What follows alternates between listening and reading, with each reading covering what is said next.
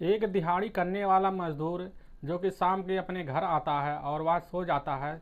सुबह उसकी जो कि वह सांस नहीं आता और उसकी घर वाले रोने लगते हैं और उसके लाश को जो कि विदाई कर दिया जाता है। करने के बाद उसकी जो बेटी होती है वह बेटी जाकर गांव वाले से एक आदमी से बोल देता है कि हमारे पिता का जो कि हमारी माँ ऐसे कारनामा कर दी। तो इस गांव की घटना वाले जब गांव वाले सुनते हैं तो वह गांव वाले तुरंत पुलिस के पास या फ़ोन कर देते हैं, जिससे पुलिस जब इस मामले की जांच करती है तो लोगों की बात या जब सामने आती है तो लोगों को पैरे तले ज़मीन खिसक जाती है। दोस्तों आखिर इस घटना में क्या हुआ, इस घटना की पूरी सच्चाई क्या है, इस घटना की पूरी सच्चाई आप जानने के लिए हमारे वीडियो को आप लास्ट तक जरूर देखिए। नमस्कार दोस्तों, मैं प्रदीप कुमार आपको अपने इस टेढ़ी बात चैनल में स्वागत करता हूं। दोस्तों आज की जो उत्तर प्रदेश के मेरठ के ज़िले की, वहां पर धावनपुर थाने की, और उसी में थाने में एक गांव लगता है कीनानगर गांव। उसी गांव में जो कि एक व्यक्ति अनिल नाम का 40 साल का व्यक्ति था और उसकी पत्नी का नाम पूनम था। उसके 2 बच्चे थे, एक का नाम था अंजलि जिसकी उम्र लगभग 6 साल थी और एक का नाम था देव जिसकी उम्र लगभग 4 साल की। दोस्तों यह बात है 21 दिसंबर 2022 को।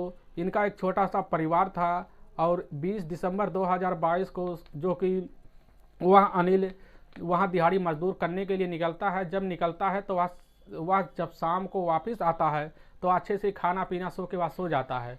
और जब सुबह होता है तो सुबह होने के बाद ना ही अनिल की सांसें चल रही थी, ना ही उसकी जो कि कुछ आवाज़ें आ रही थी, और उसकी पत्नी जो थी पूनम उसको बुला रही थी बार बार और वह बोल नहीं रहा था। और उसकी पत्नी उसी समय मायूस हो जाती, तुरंत वह फ़ोन कर देती है अपने पिताजी के पास। उसके पिताजी और उसके घर वाले तुरंत आते हैं और वहाँ पर देख के वह भी रोने लगते हैं। तो पूछा जाता कि यार बात क्या थी, तो वह बताती है वह शाम को आए थे, अच्छे खासे से खा कर वह सो रहे थे। सुबह अचानक ही इनके क्या हो गया, इनकी सांसें बंद हो गई। तो डॉक्टर आए थे यहाँ पर, हमने उनको दिखाया तो वह बोल रहे थे इनको हार्ट अटैक आ गया है।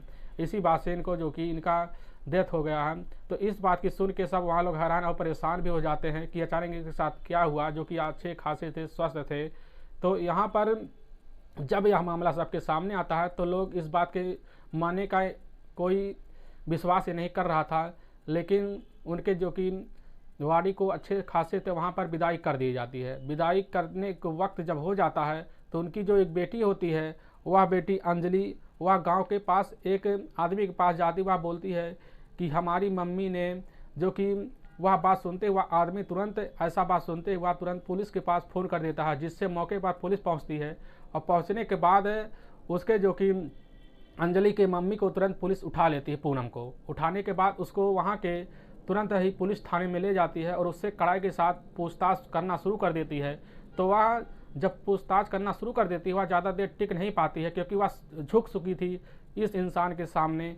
और उसकी जो बेटी बात बोली थी उसके सामने वह झुक चुकी थी, क्योंकि वह ऐसी बात बोली थी, उसको झुकना ही था। वह बताने लगता है, जब वह बताने लगती है पूनम इस बात को, तो पुलिस वहाँ पर हैरान हो जाती है और उसका मुँह लखने लगती है। वह बताती है कि हमारे जो कि पति थे वह अच्छे खासे थे, हम सब परिवार में रहते थे, तो हमारी दिहाड़ी मजदूर से जो पैसे आते थे उसी में हम लोग गुजारा करते थे। और इससे जब इकट्ठा पैसे हो गए तो हम लोग घर की पुतैया करने के लिए एक मिस्त्री की एक ज़रूरत पड़ने लगी, जिससे वह उसी समय मिस्त्री की बात कर रहे थे। तो हमने बोला कि हमारे रिश्तेदार में राहुल नाम का एक लड़का है जो हमारा भांजा लगता है और वह आसोपुर में ही रहता है, जाके उसको तुम ले आओ, आसोपुर में इसी समय होगा। तो उसी समय वह उसके पास तुरंत फ़ोन कर देते हैं, राहुल के पास अनिल फ़ोन कर देता है, वह जिससे आ जाता है। आने के बाद वह घर की पुताई करने लगता है और हमारा जो पति होते हैं अनिल, उसी समय वह ड्यूटी पे चले जाते हैं। जब इनमें यह ड्यूटी पर जाता रहता है तो इनकी पुतैया चलती रहती, घर की ऐसी चलने लगती है। धीरे धीरे यह वक्त गुजरने लगता है। लगभग 1 से 2 दिन गुजरने के बाद उसकी पत्नी जो पूनम थी वह घर पे अकेले रहने लगती है। रहने के बाद वह नज़र उसी राहुल से मिलने लगती है, जिससे राहुल से वह बातें करने लगती है। अचानक बातें करते करते उस राहुल के बाद इतनी करीब आ जाती है कि उसको पता ही नहीं लगता पूनम को या हमारे साथ क्या हो रहा है। और दोनों में प्रसंग की बातें होने लगती है और बातें चलते चलते उनमें ऐसे ही माहौल बनने लगता है जैसे पति पत्नी का हो गया है। फिर वह जाके एक कमरे में जाकर दोनों बातें करते हैं। उसी बीच वह संबंध बना लिए होते हैं और संबंध बनाते ही उनमें ऐसी बातें हो जाती है कि वह उस चीज़ को छोड़ने के लिए तैयार नहीं होते कि यार रिश्ता हम कभी छोड़ सकते हैं।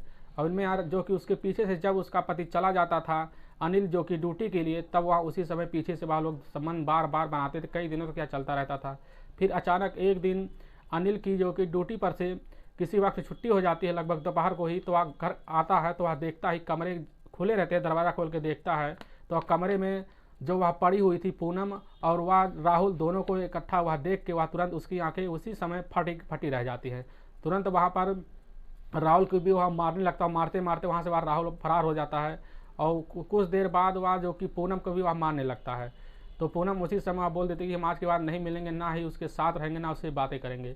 तो वह मान जाता है अनिल और ऐसे ही वक्त गुजरने लगता है, ना वह मिल सकते थे ना रह सकते थे। तो एक दिन वह जो यहाँ पूनम थी वह फ़ोन कर देती है राहुल के पास और वह बोलती है कि हमारा मिलना जुलना बंद हो गया है, तो हम क्या करेंगे।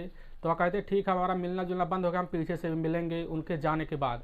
तो वह जब ऐसे ही, लेकिन वह लोग नहीं माने, फिर वह संबंध बनाते रहे और फिर बार बार वह जो कि राहुल आके उसी के पूनम के घर में वह संबंध बनाता था और उसके जो बच्चे थे वह बाहर ही चले जाते थे। तो इस बात की किसी को भनक नहीं रहती थी। लेकिन जब कुछ वक्त गुजरने लगा तो वह दोनों आपस में बातें कर रहे थे, पूनम और राहुल दोनों बातें करने लगे, आखिर इस मिलने के लिए हमें कोई ना कोई रास्ता अपनाना पड़ेगा। तो वह प्लान बनाती है। उसी समय पूनम बोल देती है राहुल से, तुम हमारे पति को हमारे रास्ते से हटा दो, तुम्हारे लिए तो अच्छा होगा, हम दोनों फिर मिल सकेंगे, हम दोनों साथ रह सकेंगे, हम शादी कर लेंगे। तो इस बात के वह राज़ी हो जाते हैं, तुरंत राहुल राज़ी हो जाता है। होने के बाद उसे एक दिन 20 नवंबर 2022 का जब दिन आता है तो रात में वह आता है। उसी समय वह राहुल होता है, एक पैक लेकर आता है, 2 बोतल दारू का लेकर आता है। उसी समय मिल के वह पैक लगा लिए होते हैं, घर में सब मिलकर इकट्ठा हो जाते हैं। उनकी यह बातें पहले से ही सॉल्व हो चुकी थी, इसलिए राहुल वह तुरंत मान गया। जो कि वह अनिल था वह मानने के लिए तैयार हो गया था, उनके साथ यह पार्टी किया, वह बैठ गया और उसको ज़्यादा पिला देते हैं। अनिल को शराब ज़्यादा पिलाने की वजह से वह कुछ बोल नहीं पाता है, वह वहाँ पर लेट जाता है।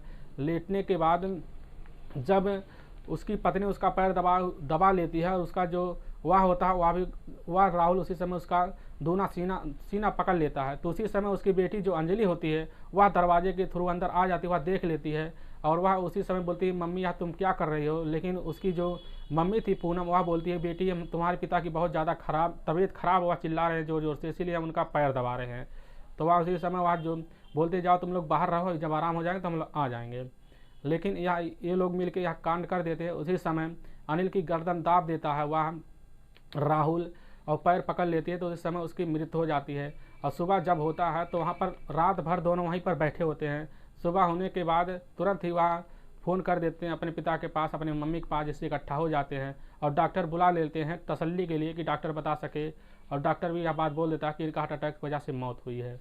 लेकिन जब इस बात की भनक उस गांव वाले के लगती है, जो उसकी बेटी थी वह अंजलि ही एक गांव के व्यक्ति को बोला था कि हमारी मम्मी एक व्यक्ति